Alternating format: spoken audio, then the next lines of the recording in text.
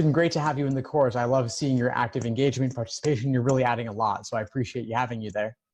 Thank you. Thank you for having me. I'm finding the course really helpful thus far. So yeah, it's Awesome. awesome. So glad to hear it. So tell me a little bit about what's going on for you and how I could help. Yeah, so, I've been trying to navigate the LSAT right now. I actually got a subscription to the LSAT Hub with all of the practice tests. So right now I'm just trying to work through some of the quizzes and things like that. And I'm finding that the older prep tests, like from I think it's 20 to I think 30 or so, those ones are a little bit hard for me in terms of LR. And I'm wondering if there's like a language change between those and the newer ones, such as like prep test 60 and above. That's a Because good I'm finding, question. yeah. The exam has gradually and slowly evolved over time. I think the ones in the 20s and 30s are fairly similar overall. I think really pre-20 is when you're going to see a lot of differences, and especially little Mhm. nuances in language because it was actually written by a different company before that. But 20s and 30s should be roughly the same. I think what you'll notice especially is that with the 60s, the question stems are a little bit trickier. They'll use different words and phrases to refer to common question types. But that's a question stem thing. Are you thinking more about the stimulus? Yeah, like I'm reading some of the stimulus and I noticed that some of like the language and like the older prep test has really been tripping me up. And I'm not sure what it is necessarily, but I heard from, I think, another student that the language kind of changed between the older prep tests and like the newer ones. And that way we should just kind of look towards like the ones that were written in like the 2000s. Yeah, I mean, I could say overall more recent is certainly more relevant. One Hmm. other change I could note, not really a language change, but more of a format change, is that a lot of the logical reasoning has gotten less formal logic based. So Hmm. diagramming was never really that useful on the majority of questions. It's become even less useful overall. So that is another change I could note. But let me ask you, when are you taking the LSAT? What's your target test date? Yeah, so I'm registered for October 3rd, so it's coming up pretty soon. I think I'm getting there, but I do have some problems with like my timing, and sometimes I do trip up on reading comprehension or the LR section, and I completely just vomit. So I'm I hear that. wondering like how to like increase efficiency, but also not compromise my performance. Yeah. So one thing I could say is that since you're taking it October, about 4 months away or so, 3, 4 months, Hmm. you don't need to be doing LR from the 20s and 30s, especially since there's 2 sections of LR per exam. You could focus on the 50s and up, and that would be more than enough. And if you complete it Hmm. all, you could redo it again and review in depth whatever gives you trouble. So if you're finding the stuff from the 20s and 30s just isn't working for you, and that's less relevant to you, then don't even bother. Okay, cool.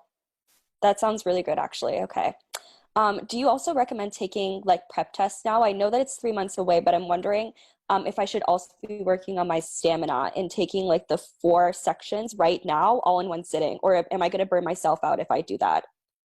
Do you feel like you have a strong foundation?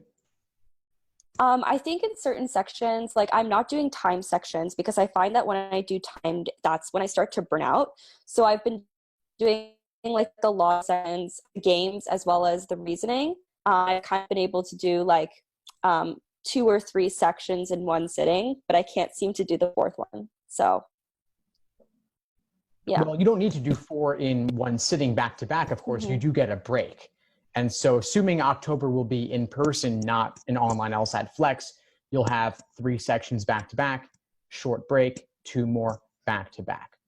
I Hmm. get the sense you've got a good general familiarity with the different question types and such. So, if that's the case, it's not too early for you to do timed sections or full length exams. And burnout is certainly real, but Hmm. test day is going to involve those time sections back to back in that way. So it is worth starting to expose yourself to that given a basic fluency in the language of the LSAT overall. But don't do them every day. Maybe do 1 or 2 a week. If that's the balance you need to get that exposure to building the stamina and also working on your pacing.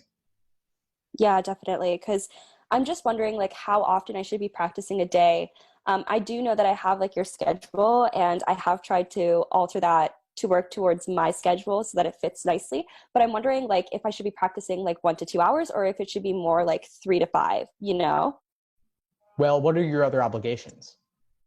So right now I am at home, but I am doing like a competition. So I do muting on the side, as well as some club and organization work, as well as online school. So I'm kind of busy, but I'm not like super duper busy. Like I have some stuff on my plate, but it's not like a full-time job at this point in time. Yeah. So sounds like 1 to 2 hours a day might be more than enough most days, but there could be some days where you can do more. Like if your weekends are Definitely. more open-ended, then yeah, do 3 to 5 hours on the weekends and do 1 to 2 hours a day on the weekdays, while acknowledging it's okay to take a day off here and there. Totally fine. You've got several months till the exam, and it really is a marathon, not a sprint, especially if burnout is a potential risk for you. Yeah, I think that right now, I'm kind of falling into like the quicksand, I guess is what they call it, where I feel like I have to practice every single day, and then if I don't, I'm gonna end up failing, or I'm gonna miss something that I won't be able to recover later on. And so as time progresses, and I know September is going to be approaching quite fast too, I'm gonna know that like my schedule is gonna change. I took a research thesis program too, so I know that it's gonna be a lot more, work, a lot more rigorous work for school. So I'm wondering, with that big shift, how could I alter my study schedule now to really fit and have it be effective when things start to get tough, I guess? Yeah, good question. So the schedule is more important for the level of specificity it contains about what to do than the exact day-by-day breakdown. So you can work through more of it now, especially making the most of your weekends if that's when you have more free time. And then by the time September rolls around and things get busier, presumably, then you could simply do timed exams and review them, and that's it. So you could have September be one timed exam a week plus review, or maybe two timed exams a week plus review, and that's it.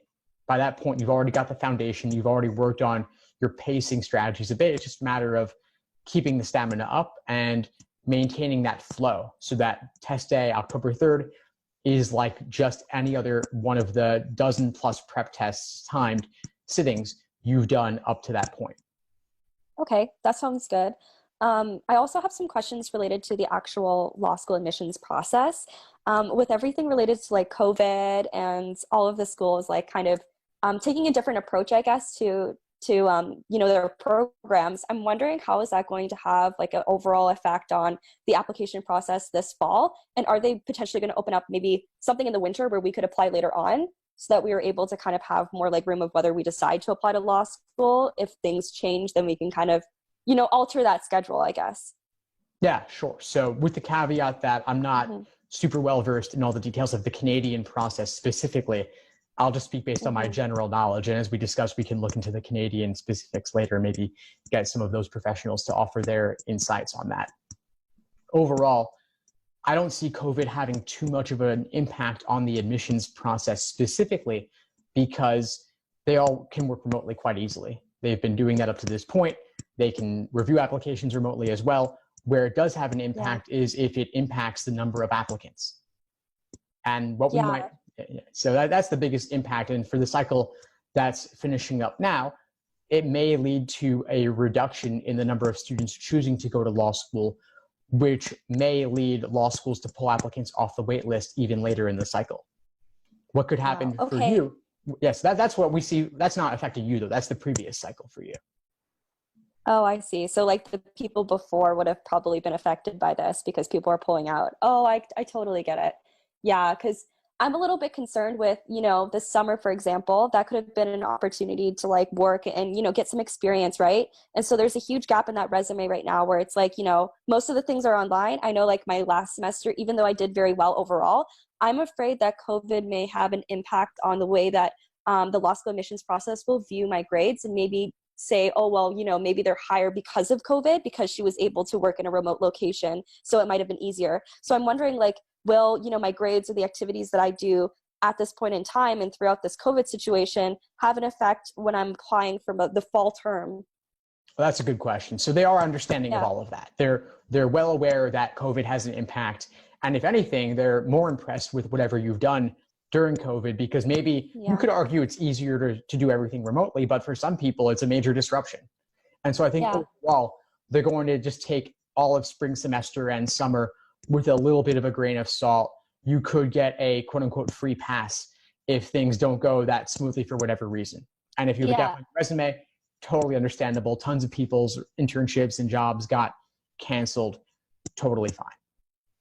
Yeah, because one thing that a lot of people were concerned about where I am is because everything is online, people consider that a little bit easier, the students or the population. So I guess it's an assumption. It's definitely not something that has been confirmed at all. But with all of that worry of everything shifting online and things being more accessible than ever, there's that worry as well that that's going to translate onto, transcripts and resumes and things of that nature.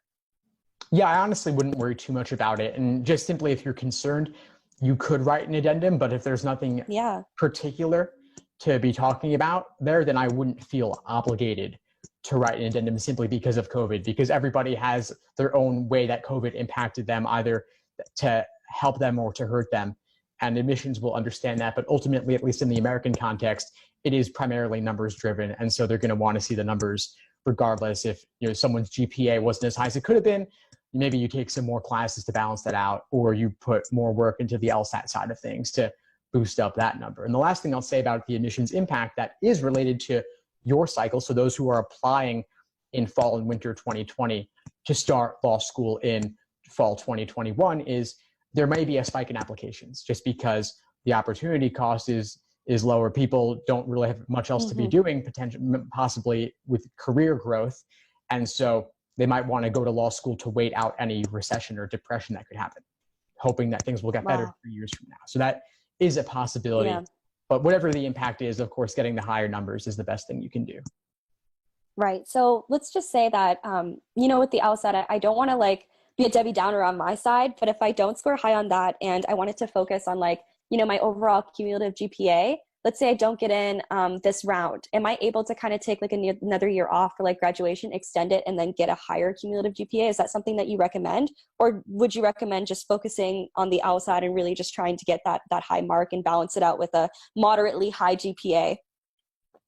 Getting a higher LSAT score is probably going to be quote unquote easier than doing an entire year of college to raise your GPA a little bit, because your GPA, let's say you've done 4 years, now you're going to do 5 years.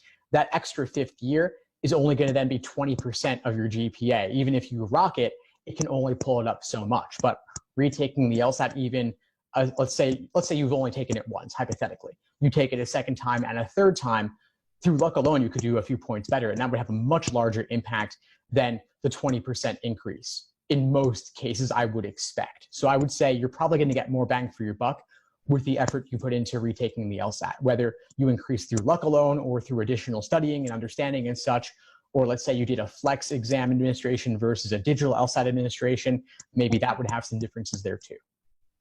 Okay, cool. I think that's all the questions that I have today written down. So I appreciate you coming on here and answering them.